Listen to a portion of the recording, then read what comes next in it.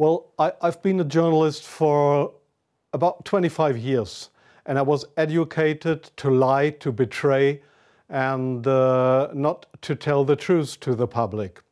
But seeing right now, within the last months, how the German and American media tries to bring war to the people in Europe, to bring war to Russia. This is a point of no return, and I'm going to stand up and say it is not right what I have done in the past, to manipulate people, to make propaganda against Russia, and it is not right what my colleagues do and have done in the past, because they are bribed to betray the people, not only in Germany, all over Europe. The reason writing this book was that I am very fearful of a new war in Europe, and I don't like to have this situation again, because war is never coming from itself. There is always people behind it to push for war. And this is not only politicians, this is journalists too. And I just have written in the book how we have betrayed in the past our readers just to push for war, and because I don't want this anymore. I'm fed up with this propaganda. We live in a banana republic and not in a democratic country where we have press freedom, where we have human rights. If you see the German media, especially my colleagues who day by day write against the Russians, who are in transatlantic organizations and who are supported by the United States to do so, well, people like me, I became an honorary citizen of the state of Oklahoma in the United States. Just why? Just because I write pro-American. I wrote pro-American. I was supported by the Central Intelligence Agency, by the CIA. Why? Because I should be pro-American. I'm fed up with it. I don't want to do it anymore.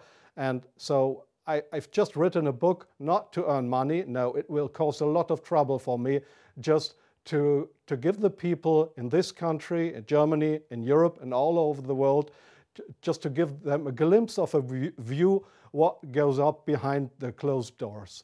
Yes, there is many examples for that. If we go just back to history, if you go into the year 1988, if you go to your archives, you will find in March 1988 there was in Iraq, in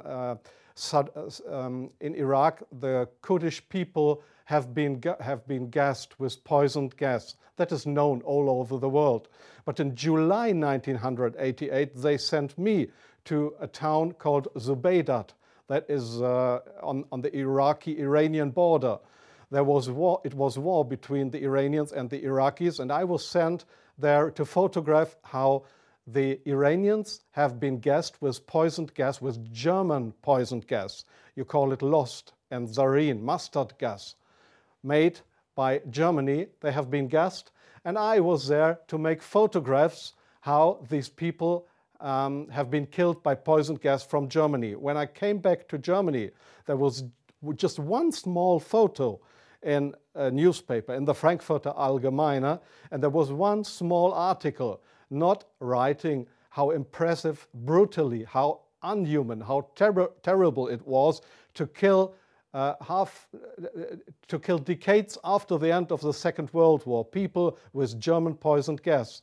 So this was a situation I feel misused for having been there and just to give a documentary what has been done, but not being allowed to cry out to the world what we have done behind closed doors. Up to today, it's not well known in the public that with German public gas, there have been hundreds or thousands of people gassed in this city of Zubaydat. Now, you ask, what have I done for intelligence agencies? So please see, most of the journalists you see in foreign countries, they claim to be journalists, and they might be journalists, European or American journalists, but many of them, like me in the past, are so-called non-official cover. That's what the Americans call that. I have been a non-official cover. Non-official cover means what? It means you too work for an intelligence agency. You help them if they want you to help them, but they will never, when you are locked, or when they find out that you are not only a journalist but a spy too, they will never say, "Oh, this was one of our guys." They will not know you. That means non-official cover. So I have helped them in several situations, and I feel ashamed for that too now. Like I feel ashamed that I have worked for a very recommended newspaper like the Frankfurter Allgemeine, because I was bribed by billionaires, I was bribed by the Americans not to report exactly the truth, but I just imagined in my car while I was driving to this interview, I just tried to work out in my brain what would have happened if I would have written a pro-Russian article in the Frankfurter Allgemeine. Well, I don't know what would have happened, but we were all educated to write pro-European, pro-American, but please, not pro-Russian. So I'm very sorry for that, but this is not what I understand for democracy and for press freedom. I'm very sorry for that. Well, yes, I understand your question very well. Germany is still a kind of a colony of the United States. You see that in many points, like the majority of the Germans don't want to have nukes in our country, but we still have American nukes. So we are still a kind of a colony of the Americans. And being a colony, it is very easy to approach young journalists through what is very important here is transatlantic organizations.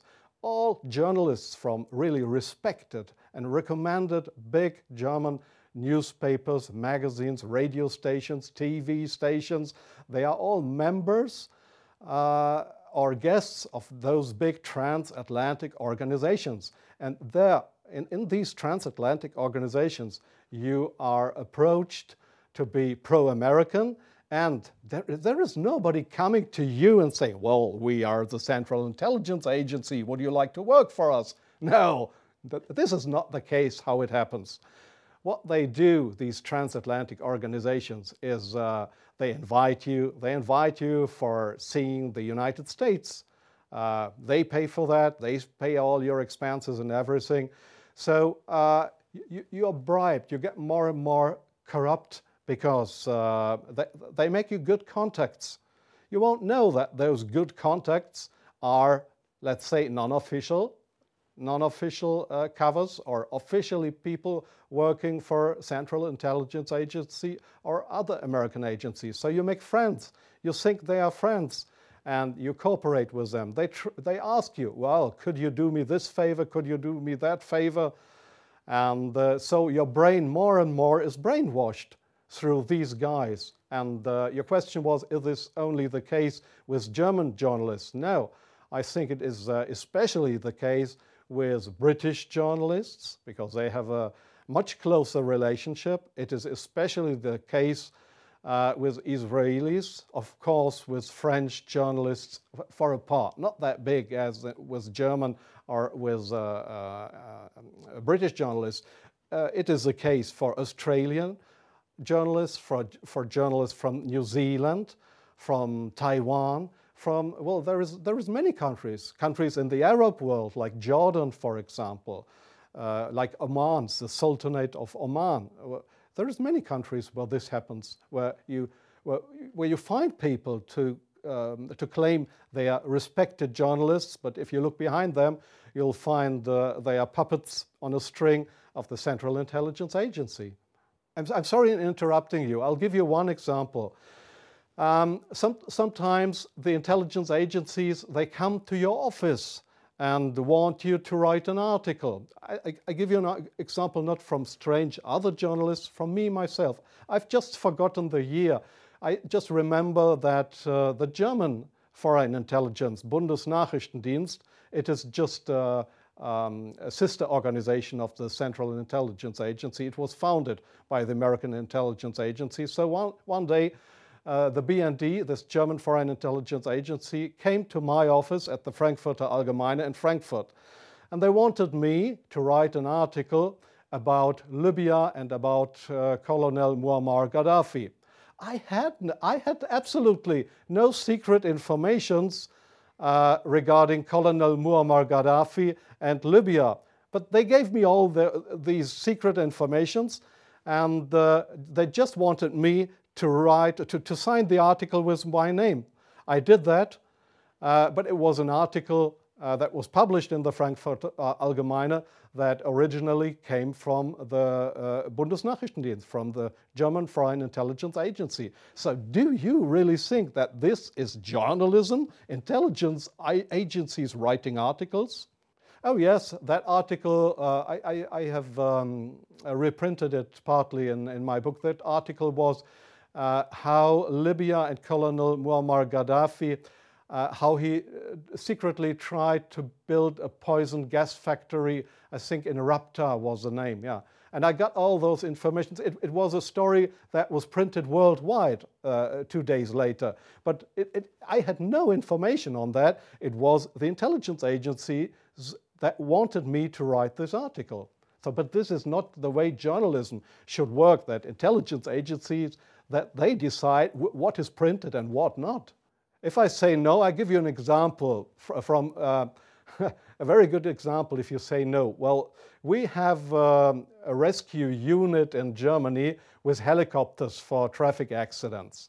It's called, they call themselves the Yellow Angels. There was one guy who didn't want to cooperate. He was a pilot of the helicopter service of the Yellow Angels in Germany. This guy said no to the Foreign Intelligence Service, Bundesnachrichtendienst, when they approached him and wanted him as a non-official cover to work for the German Foreign Intelligence Agency, under, just to pretend to be somebody from the Yellow Angels. So what happened was that he lost his job. And the court in Germany, the judge decided that they were right, because such a guy could not be trusted. He was kicked off his job because he didn't cooperate with the Foreign Intelligence Service. So I knew what would happen if I would not cooperate with intelligence services. Well, I have had, let me say, 6 times my house was house searched because I was accused by the public prosecutor, the German public prosecutor. I was accused of leaking secrets of states. 6 times house searched. Well, they hoped that I wouldn't do that ever again. But I think it's worse that the truth will come out one day. The truth won't die. And I don't mind what will happen. I've had 3 heart attacks. I have no children. So if they want to bring me to court or to prison, so it's worse for the truth.